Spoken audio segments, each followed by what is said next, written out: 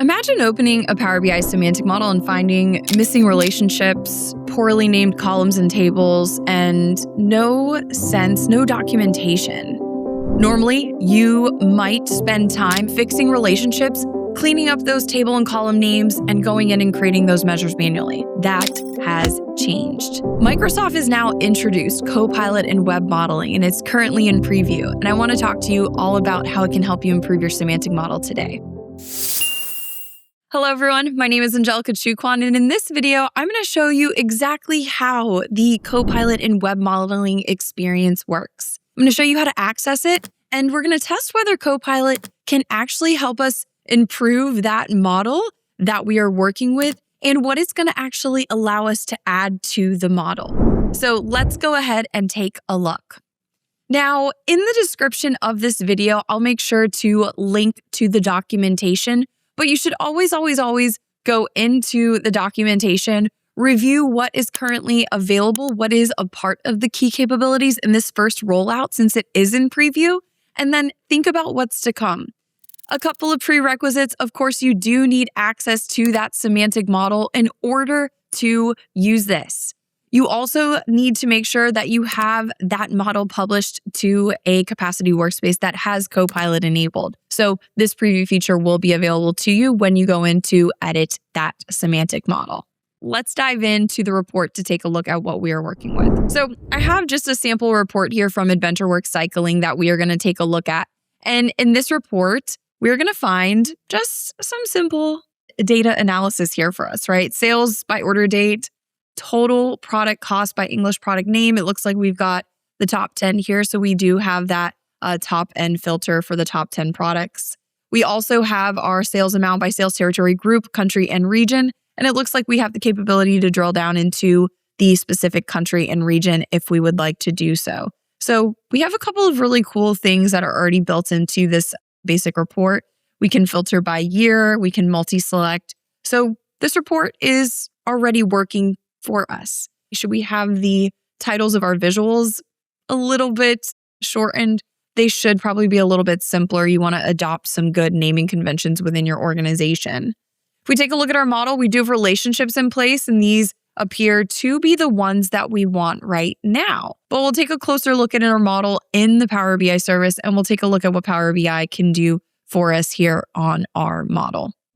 So what you want to do is make sure you go ahead and publish that report to a workspace. It's always going to prompt you to save it. Make sure you are signed in. You will need access to, again, that workspace that has the Fabric capacity enabled. So go ahead and make sure you publish that report to a Fabric enabled capacity workspace with Copilot enabled. All right, from the workspace, we want to find our semantic model. This is where you're going to use Copilot to make and suggest changes. So we want to go ahead and open up that semantic model and get into editing mode. So you can see I'm already in editing mode, but typically when you first launch it, you're going to see that you begin in viewing mode. You do want to switch it over to editing mode. It'll take a second to flip, and then you can launch that Copilot pane.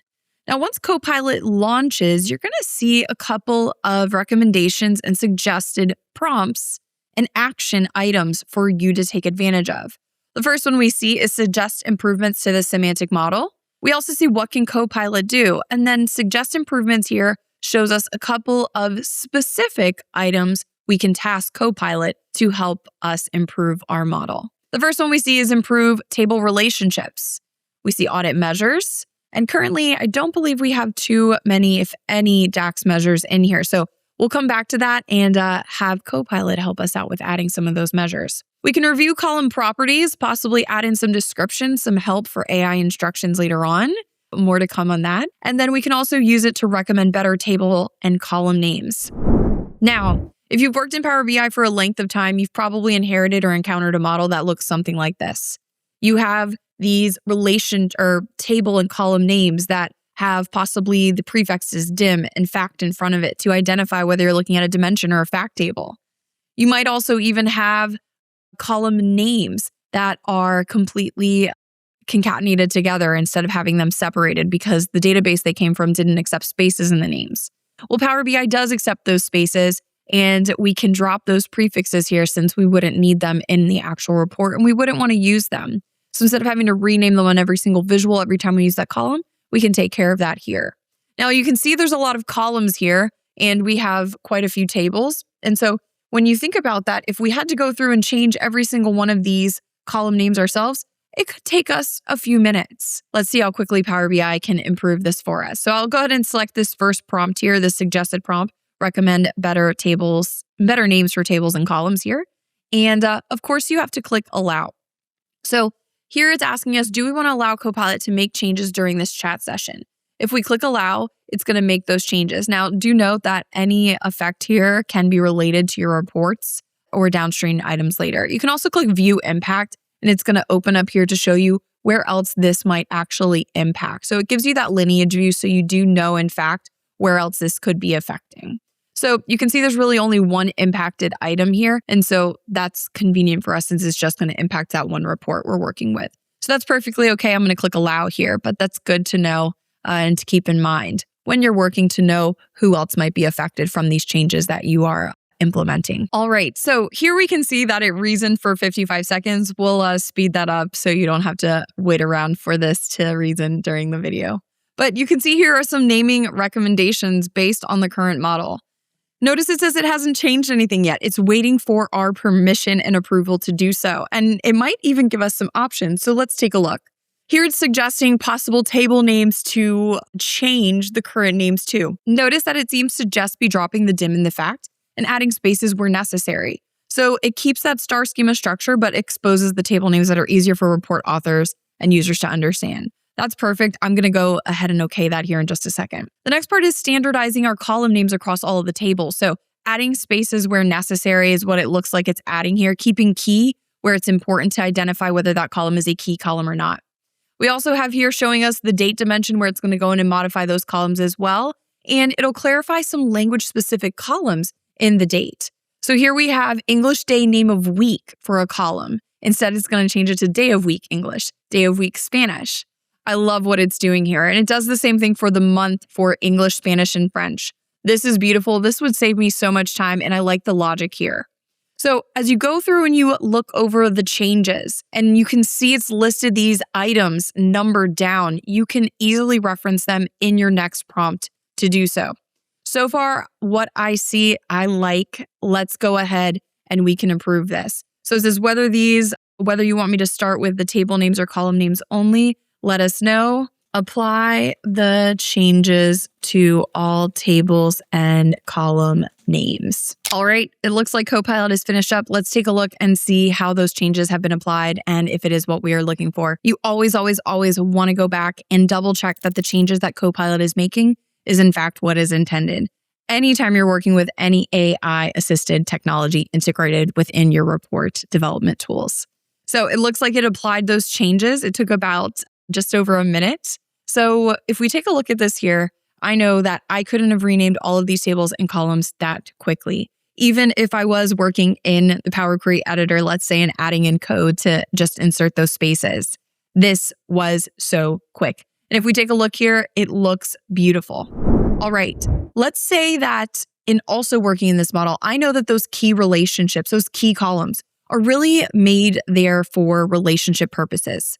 I know as the data modeler that my users are most likely not going to need those, and I want to hide them from the report view just to make it easier for those report developers when they are past the semantic model, when working with the semantic model. So we can go in here and say, hide any key columns from the report view. So go ahead and insert that prompt, give it a moment, and let it work. Now, if you are following along with this on your side of the screen, do know that with any of these prompts that we are recommending, it is possible that you might feed the same exact prompt on the same exact model, and it might possibly produce a slightly different result.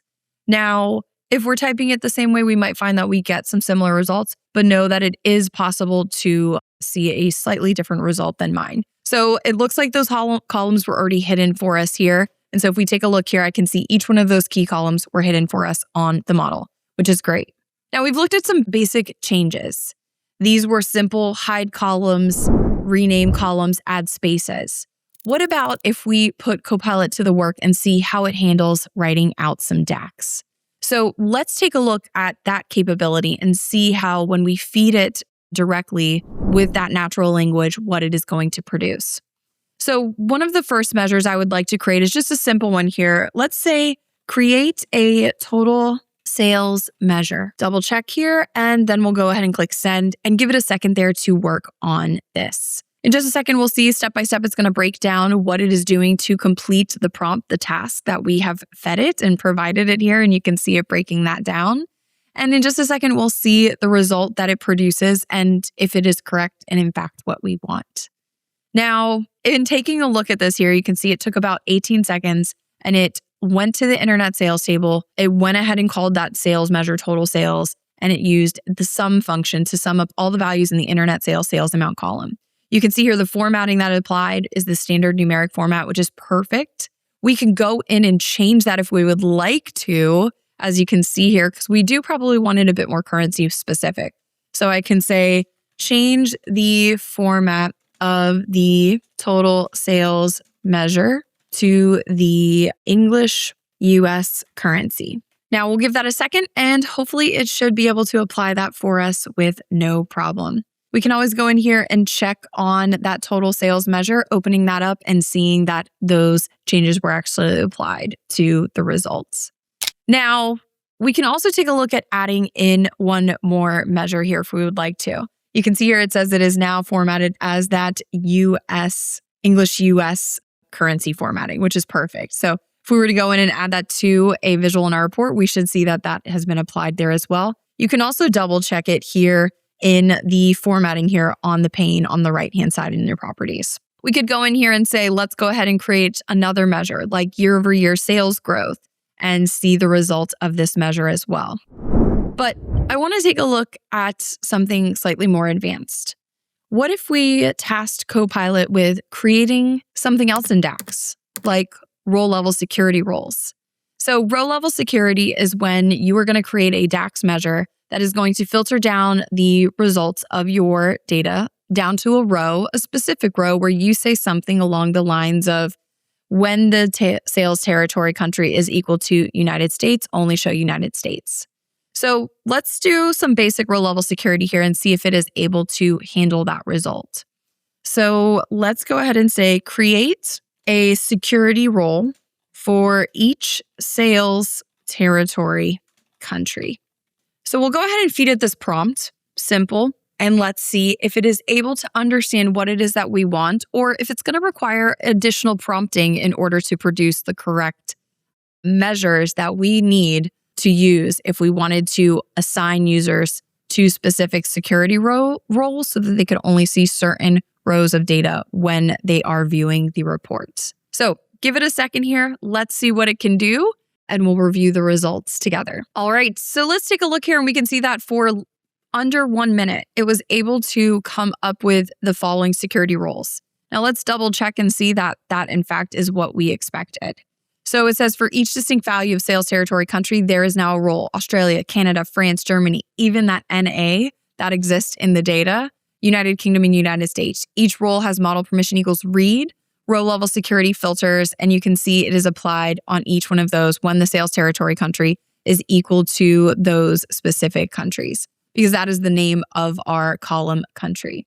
Now, notice it says here, because sales territory is related to internet sales via sales territory key, these filters will propagate to the internet sales. So any user that's assigned to the sales territory country United States, they would only be able to see the data associated with the United States. It's automatically going to filter down the report to this. So we can go ahead and assign users and security groups to these roles in the Power BI service if we need to, and that we'll go ahead and do on our own. And we can also go to view as to view those as well. We can make suggestions for different naming for those security roles as well if we would like to. Those are just a couple of examples of ways that you can use the Copilot web modeling feature in the Power BI service to update your data model very quickly. So what's my verdict? I think this is one of the most practical features Microsoft has released for Power BI developers.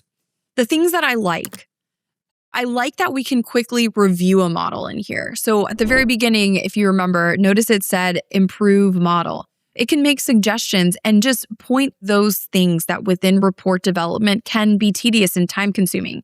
And to allow something like Copilot, an AI assisted technology, to take care of this and take advantage of that in our model is absolutely priceless. That's going to save so many users so much time. So I think this is great. So overall, Copilot in web modeling represents another step towards AI-assisted semantic model development.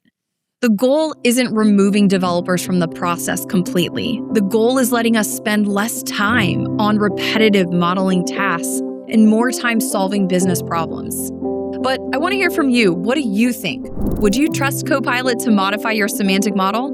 Let me know in the comments below. And if you'd like to see more on Power BI, Fabric, and Copilot content, don't forget to hit like and subscribe in this video. And as always, I will see you in the next one.